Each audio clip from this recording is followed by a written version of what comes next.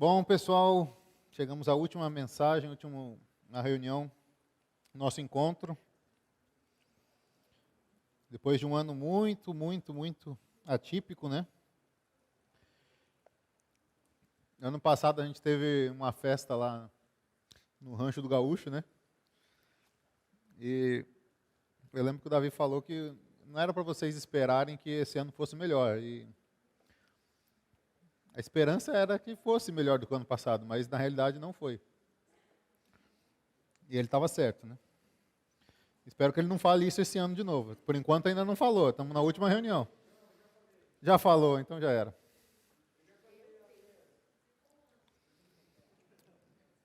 Eu vou deixar para... Nós vamos falar bem rapidamente aqui. Acho que não vai virar nenhuma mensagem no YouTube. Algo em torno de 1h30, 2 horas, que é 12 capítulos, né? Pelo amor de Deus. Eu ia falar hoje o capítulo 13, são 7 parábolas e mais 2 explicações. É muito longo. Aí o pessoal falou que era muito, e aí me deu 12 capítulos para falar.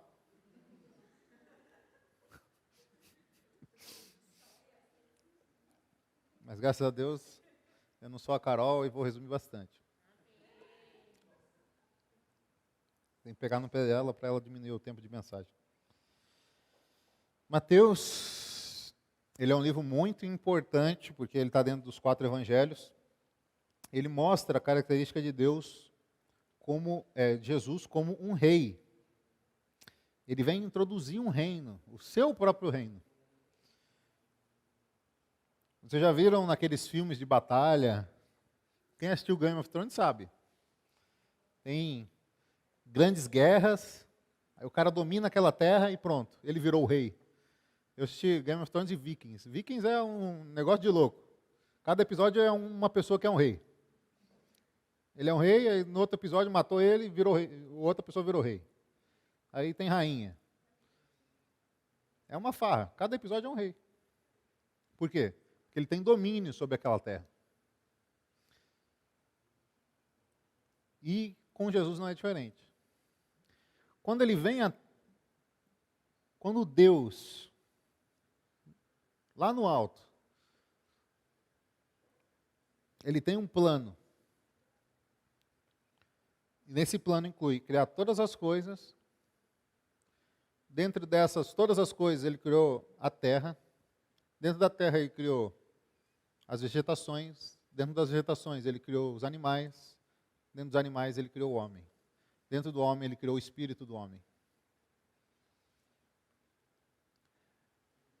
Aquilo que é infinito, que é o universo, se resume a uma coisa que nós não podemos nem definir, chamada espírito do homem. E dentro do plano de Deus existe a vontade plena dele de ter comunhão com o homem, por meio desse espírito.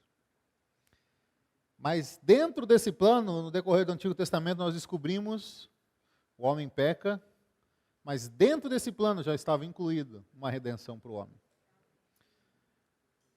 Imagina você fazer um plano de vida. Tudo aquilo que você quer conquistar na sua vida. E dentro desse plano de vida, você escolhe uma época em que você vai ser a pessoa mais humilhada de todo o universo.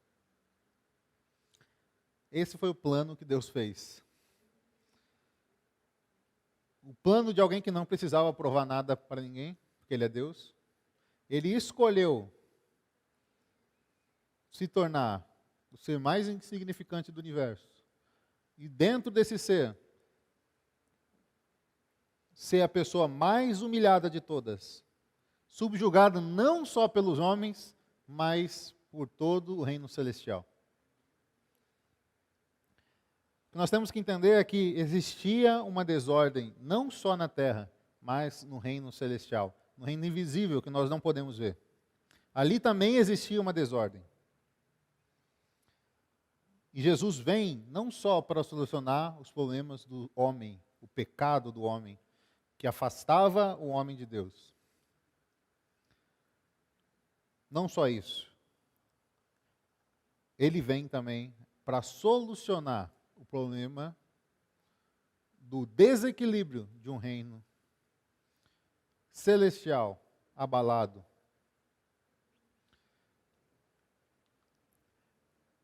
E ele vem estabelecer um reino, não um reino terrenal, como os judeus esperavam. Mas ele vem estabelecer um reino celestial. Mateus trata disso. Mateus não está estabelecendo Jesus como um rei terrenal, como aquele que governaria sobre as pessoas na terra. Mas ele está estabelecendo Jesus como um rei que governa as coisas nos céus. Por isso que no primeiro capítulo, ele mostra que Jesus não veio de qualquer forma. Ele veio de uma linhagem, e essa linhagem é a linhagem de Davi, de um rei terrenal, mas também da linhagem de Abraão, que é o pai da promessa do povo de Israel. E no capítulo 2 nós vemos que até os gentios, os magos do Oriente, eles sabiam sobre essa promessa da vinda de Cristo.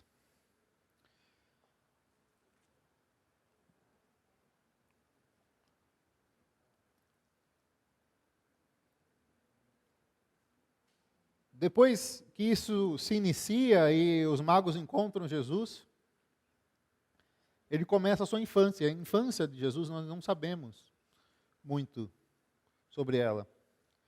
Mas o que nós podemos deduzir por meio desse primeiro capítulo, desses primeiros 2 capítulos, é que José, seu pai, influenciou muito na parte humana de Jesus. Durante os seus 30 anos, a pessoa que mais influenciou Jesus foi José. Parte de seu ministério é influenciado por um homem chamado José.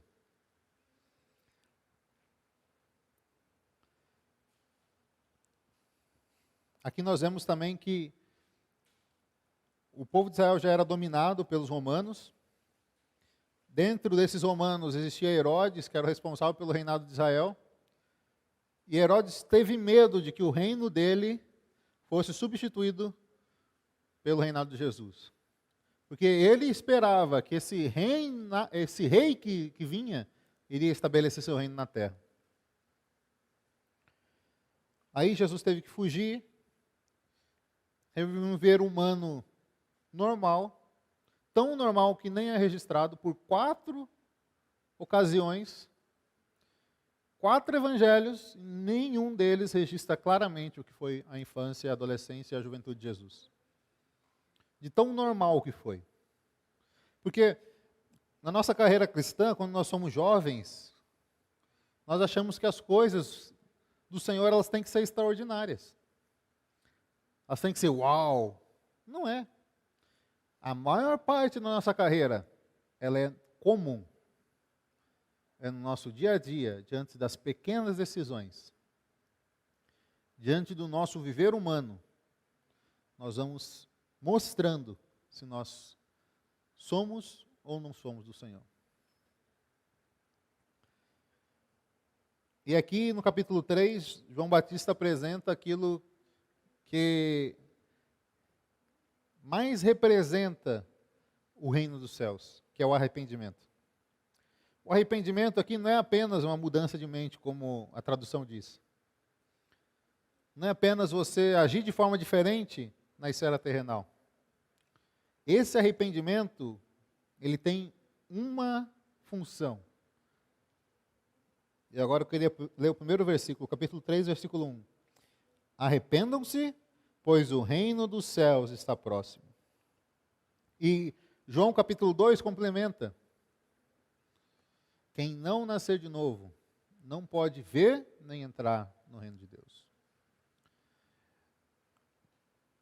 O arrependimento é a porta de entrada para o reino de Deus. Quando nós nos arrependemos, nós mudamos de esfera, de uma esfera terrenal, e somos colocados numa esfera celestial. O que é de fato se arrepender? O que mostra que uma pessoa se arrependeu? É quando ela não vive mais pelas coisas terrenais. Aquilo pelo qual você vivia, pelo que você vê, não é mais dessa forma que você se comporta, mas você se comporta por aquilo que você não vê. Esse era a pregação de João Batista. Saia da esfera terrenal.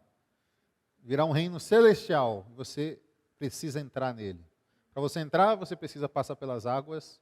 E João Batista, ele batizava as pessoas, mostrando e comprovando o compromisso das pessoas com o arrependimento, não só humano, mas um arrependimento que mudava a condição de uma pessoa que vivia segundo sua própria humanidade, para viver segundo o reino celestial. No capítulo 4, já estou no capítulo 4, hein, gente? Está indo rápido. No capítulo 4, Jesus é tentado. Essa passagem é importante, porque é muito aplicável a nós hoje. Capítulo 4, versículo 1 diz: Em seguida, Jesus foi conduzido pelo Espírito ao deserto para ser tentado pelo diabo. O objetivo de Jesus ir para o deserto era ser tentado. Muitas vezes nós fugimos das ocasiões da vida que vão nos trazer risco. Mas essas ocasiões, elas são importantes, porque elas provam o nosso coração. Jesus, ele foi para o deserto, por quê que ele foi para o deserto? Porque ele precisava iniciar o seu ministério. E ali, dentro das provas que houve para confirmar lá na frente, em sua ressurreição, Jesus era o Cristo, aquele que veio para salvar e salvou a humanidade, restaurou todas as coisas e sujeitou todas as coisas para ele. Dentro dessas provas, antes ele fez uma prova final. Tem muita gente aqui esse ano que fez prova de direção, né? E o DF está muito mais perigoso com isso. E tem duas provas, tem a prova teórica e tem a prova prática. Eu diria que essa foi a prova teórica de Jesus. Ele foi lá para ser tentado pelo inimigo. Se ele não passasse, nós nem saberíamos que Deus passou por aqui, na figura de um homem. Depois de 40 dias e 40 noites sem comer, teve fome. Ele esperou chegar na pior condição que ele poderia chegar.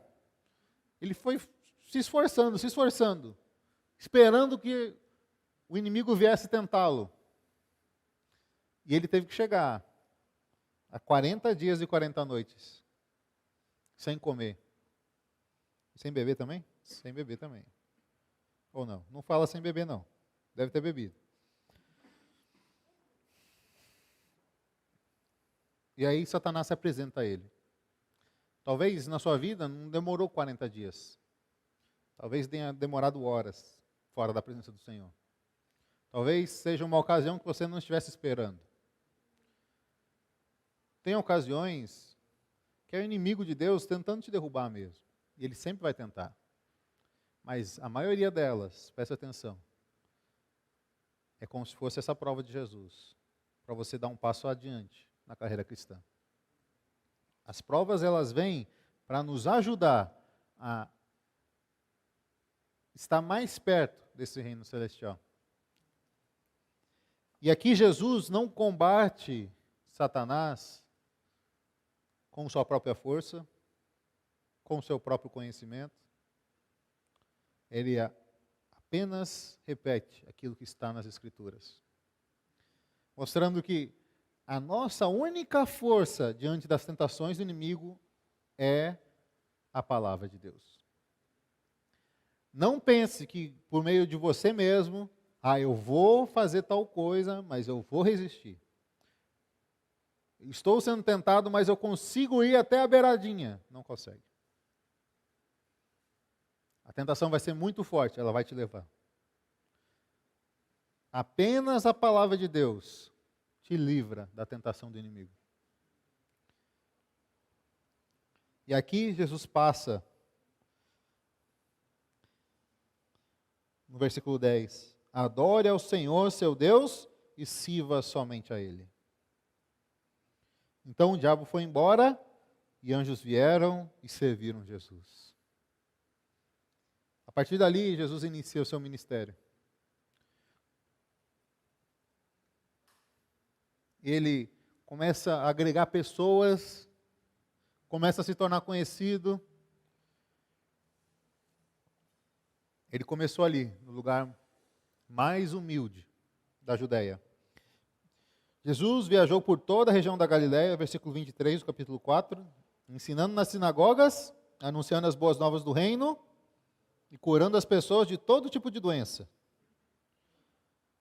E é todo tipo mesmo, que fala, qualquer que me fosse a enfermidade ou dor, versículo 24, quer estivessem possuídos por demônios, sofressem de convulsões, fossem paralíticos, Jesus os curava. Grandes multidões o seguiam, gente da Galiléia, das 10 cidades, de Jerusalém, de toda a Judéia, da região do leste do Rio Jordão. E aqui tem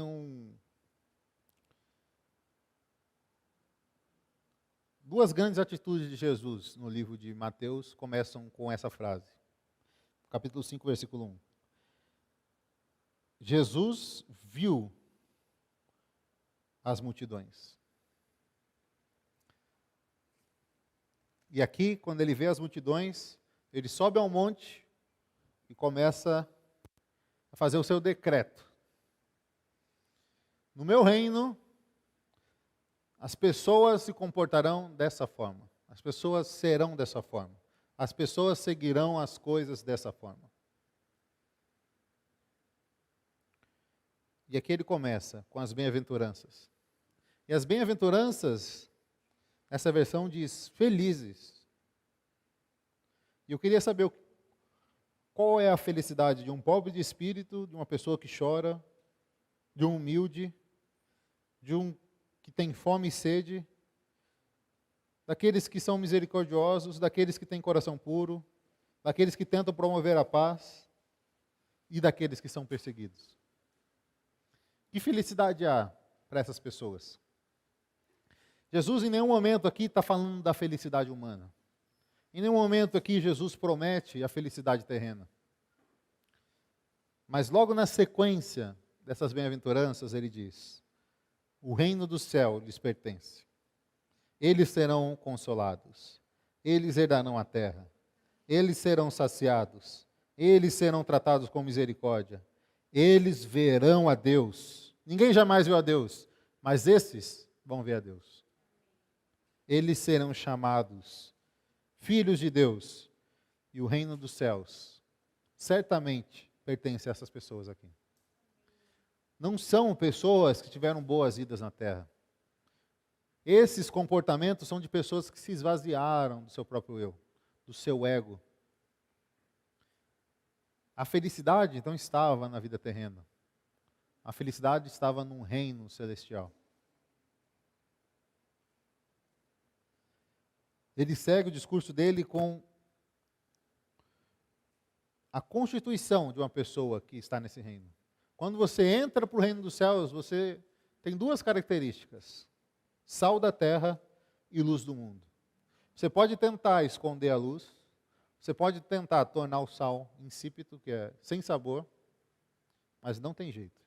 A característica de alguém que está nesse reino é dar sabor, fazer a diferença na vida das pessoas e trazer luz para uma geração de trevas. Depois disso, ele entra no terceiro ato do seu decreto. Ele começa a elevar a lei. A lei de Moisés, ela tem um nível. A lei de Jesus sobrepõe esse nível. E muitas vezes. Não é mais o que você faz, mas é o que está dentro do seu coração. No capítulo 6, ele fala do comportamento, do viver comum daqueles que estão nesse reino.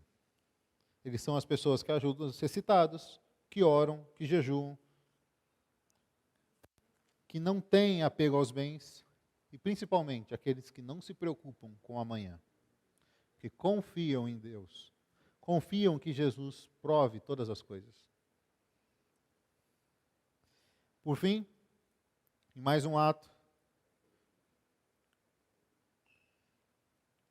Jesus fala sobre as consequências. E aí ele fala sobre julgar, Aí ele fala sobre edificar. E ali ele fala sobre entrar. O que você está edificando durante esse ano, durante o final do ano? Durante o começo do ano a gente faz planos. Durante o final do ano a gente faz um balanço do que a gente fez no ano. Teve gente que construiu muita coisa, fez muita coisa, teve gente que se formou.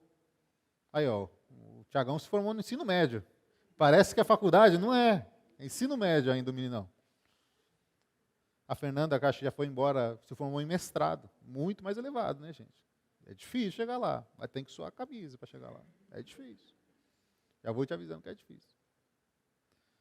Teve gente que tirou carteira de motorista. Teve gente que conquistou muita coisa. E teve gente que não conquistou nada. E muito pelo contrário, perdeu muita coisa.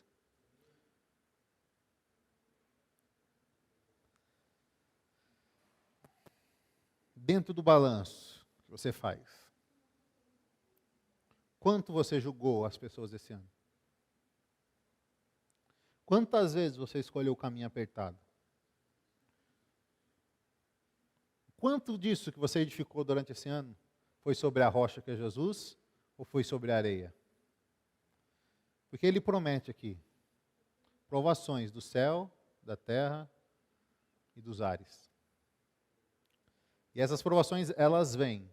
E aqui dá a entender que elas vêm tudo de uma vez. E quantos de nós passamos por provações, às vezes todas de uma vez? E elas vêm para mostrar quais são as nossas obras. Aonde sua obra está edificada? Mas perceba, talvez sua obra não tenha sido uma boa obra. Você tenha edificado sobre areia. E não tem problema nenhum. As provas vêm e destroem seu castelo. Mas você tem uma nova oportunidade. Deus hoje, Ele dá uma nova oportunidade. Mas sabe que vai ter um dia que você não vai ter mais uma oportunidade. Então aproveite a oportunidade que está sendo dada hoje. Quando nós nos deparamos com esses 3 capítulos, Mateus 5, 6 e 7, o decreto de Jesus sobre o seu reino, nós percebemos que nós estamos muito distantes. Talvez nós fazemos exatamente o oposto que nós deveríamos fazer segundo esses escritos. E nós nos sentimos como os próximos capítulos, capítulo 8 e 9, que mostram 8 casos de pessoas que estavam doentes, endemoniadas, paralíticas, mortas. E aqui, diferente de dos outros 3 evangelhos, onde Jesus vai até as pessoas vêm até eles. E ele, debaixo do seu reinado, concede a cura. Aqui, nesses 2 capítulos, a intenção de Mateus é mostrar que Jesus era um rei com poder. Ele tinha poder para fazer qualquer coisa. E aí ele coloca várias coisas aqui dentro. Ele vai colocar uma tempestade, que Jesus calou. Ele vai colocar uma menina morta, que Jesus ressuscitou. Ele vai colocar endemoniados, que Jesus jogou junto aos porcos. Ele vai colocar um homem que falou assim: Jesus, você nem precisa ir lá. Só você me dá uma ordem e eu vou obedecer, e quando eu chegar em casa, a pessoa vai estar curada. Mostrando tamanha autoridade de Jesus. E o ponto máximo é da mulher, 12 anos de fluxo de sangue. Ela entra no meio da multidão e toca a orla de Jesus. Imediatamente ela é curada. Mostrando o tamanho poder de Jesus. Comprovando que Jesus não era dessa esfera terrenal. E quem tinha contato com ele, mesmo que apenas pela sua palavra, era curado. Eu pergunto para vocês, quantas vezes nós ficamos angustiados, ansiosos, sofrendo? Nós não temos coragem de ir àquele que tem o poder para curar todas as coisas. Eu não estou falando só de coisas físicas, não. Estou falando espiritualmente, do seu interior, dentro da sua alma. os seus conflitos, aquilo que te aflige. Por que você tem tanto medo de se achegar a Deus? Quando nós chegamos a Jesus, Ele tem o poder para nos curar. Não importa o seu problema. Talvez você se sinta um morto. Com uma só palavra, você vai voltar à vida. Mas você deve ir. Por um lado, às vezes você está mal. E aí acontece uma situação que parece que Jesus veio até você, e é tão bom quando Jesus vem até nós. Você já não passou por essa experiência? Estava mal, estava com alguma dificuldade, de repente Jesus passou. E tudo muda. Tudo é restaurado. Não é bom? Mas vai ter vezes que você vai ter que se esforçar, como essa mulher se esforçou. Para que você não passe 12 anos sofrendo. Por fim, a segunda passagem de Jesus, no versículo 35 do capítulo 9. Ó, já estou no 9, hein? Jesus andava por todas as cidades e todos os povoados da região, ensinando nas sinagogas, anunciando as boas novas do reino e curando todo tipo de enfermidade e doença, todo tipo. Quando viu as multidões, de novo ele viu as multidões. Jesus se importava com as multidões. Não era a missão dele se importar com as multidões. Jesus veio para morrer e ressuscitar e resolver os problemas da terra e dos céus. É para isso que ele veio. Mas ele, quando olhava as multidões, algo mexia no coração dele. Quando você olha as pessoas aí fora, qual que é a sua reação? Será que o seu coração é compungido a falar de Deus para elas? Será que o seu coração é movido a você fazer uma oração por essa pessoa? A você salvar ela desse reino terrenal? Será que você tem a mesma reação que Jesus teve ao olhar as multidões? Na primeira vez, Jesus estabeleceu o seu reino. Nessa segunda vez, ele envia os seus discípulos. Disse Jesus a seus discípulos: a colheita é grande, mas os trabalhadores são poucos. Olhem ao Senhor da colheita, peçam que ele envie mais trabalhadores para os seus campos. Jesus reuniu os 12 discípulos, eles deu autoridade para expulsar os espíritos imundos e curar todo tipo de enfermidade e doença. E aqui Jesus envia esses 12.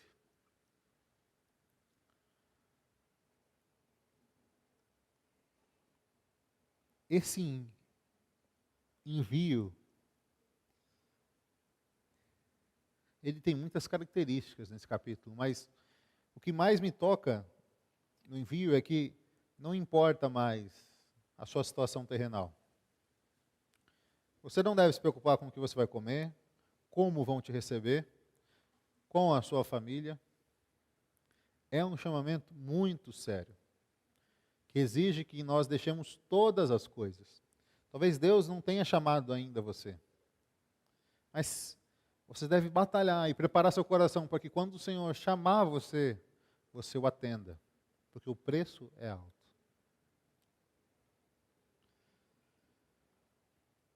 Por fim, no capítulo 11 e 12, nós temos Jesus lutando contra a religiosidade. E a primeira religiosidade que ele encara é João Batista, aquele que o introduziu. Ele não soube fazer a virada. Sair do reino terrenal e entrar no reino celestial.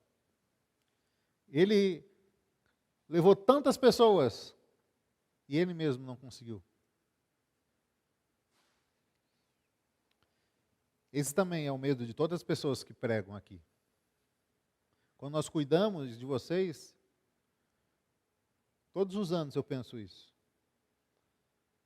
Eu não posso ser essa pessoa como João Batista foi. Ajudar tantas pessoas a entrar no reino e eu mesmo ser desqualificado. Paulo explica isso melhor nas suas cartas.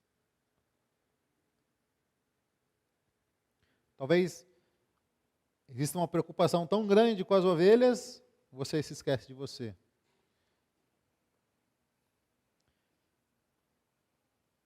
Por um lado, as ovelhas nos levam. Por outro lado, eu tenho que me cingir para não ser enganado por isso. Existe um engano muito maior, que é quando não são ovelhas, é a sua própria vida. Vocês estão ainda muito sujeitos a que a vida leve vocês para um caminho distante de Deus. Vocês vão conquistar a vida, uma boa vida, mas longe do reino. Aqui, João Batista se agarrou aos seus discípulos. Eu pergunto para vocês, o que vocês têm se agarrado? Cuidado, parece precioso. Mas aqui ele fala, João Batista só bate no teto. Para cima do teto, até o menorzinho é maior que ele.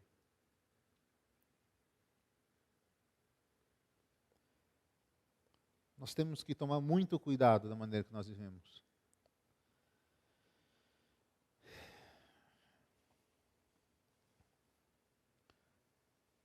Depois, no capítulo 12, continua essa batalha.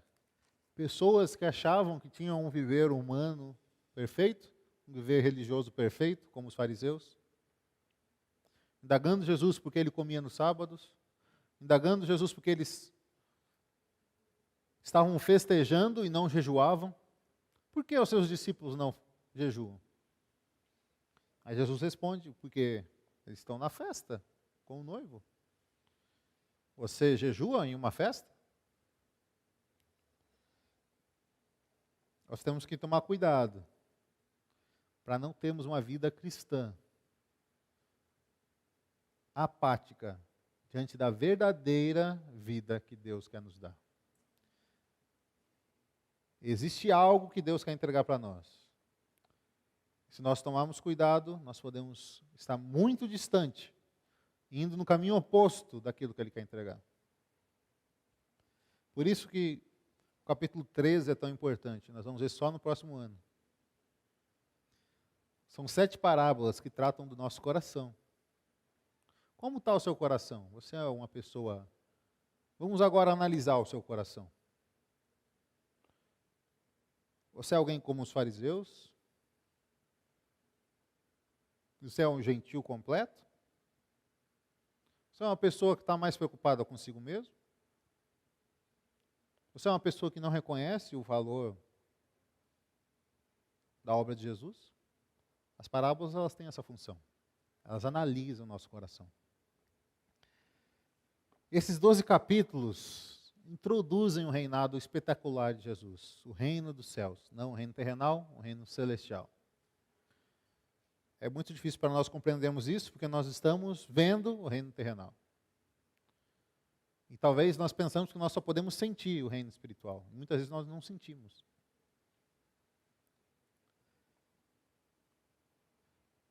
Mas o resultado de um viver nesse reino celestial é alguém que tem experiência na palavra, diante das tentações, alguém que edifica sobre a rocha. Quando vem as provações, sobrou coisa? Sobrou. Sobrou coisa. Veio a tempestade e sobrou. A pandemia foi uma tempestade. Nós estamos aqui. Isso é uma prova no meu coração. As coisas poderiam ter acabado. Vocês poderiam ter ido embora. Nós poderíamos ter ido embora. Mas nós ainda estamos aqui. As coisas permaneceram? Permaneceram. Isso significa que a edificação está sobre a rocha. Pense, as coisas que vieram desse ano, que te arrasaram, elas não são para o seu mal. Mesmo que tenham vindo do próprio inimigo, não são para o seu mal. Elas têm um único objetivo, te conduzir a um reino celestial. As coisas que vão acontecer no próximo ano, encare dessa forma. Não encare como assim, Deus, por que eu estou sofrendo isso? Por que eu estou passando por isso, por aquilo? Por que as pessoas à minha volta estão passando por isso, por aquilo? Não. você tem que saber exatamente. É porque Ele quer me aproximar mais do reino dEle. E me tirar dessa esfera terrena. Agora nós vamos ter nosso momento especial, que tem 3 sessões. Nós vamos cantar alguns hinos, depois nós vamos ter um momento de testemunhos. Então, se prepare aí para você chorar, desabafar. Fala o que você passou por esse ano, o que teve de bom, o que teve de ruim. Quais foram as dificuldades que você passou. Espiritualmente, como você se comportou esse ano. Como tem sido andar conosco. Foi muito bom o testemunho do Tony semana passada. É mais ou menos aquilo ali.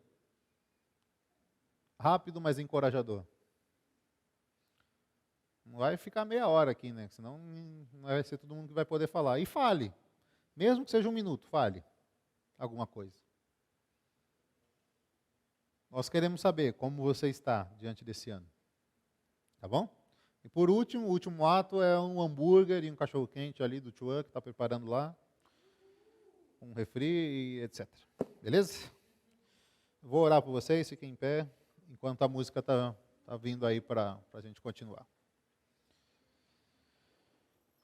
Senhor Jesus, te agradecemos, Senhor, pelo Evangelho de Mateus, que nos traz tantas riquezas sobre o reino dos céus, nos revela aquilo que está no seu coração com relação ao seu reino. O Senhor estabelece em nós esse reino. Nós não queremos viver segundo o nosso reino terrenal, segundo a nossa própria vida, buscando as nossas próprias vontades. Nos faz ter um padrão do viver do reino dos céus. Nos faz viver sabendo que existe um rei. Sabendo alguém que governa sobre a nossa vida. Sabendo que esse rei deseja nos aproximar do seu reino. Não queremos ligar para os sofrimentos, para as tentações, mas confiar que tudo provém do teu trono. Senhor, muito obrigado por esse ano que se passou, por todas essas reuniões, esses encontros que nós tivemos durante esse ano. Mesmo diante de tanta dificuldade, de tanto sofrimento, o Senhor tem sido fiel conosco. Nós permanecemos aqui, Senhor, querendo te buscar mais. Almejando um dia estar para sempre com o Senhor.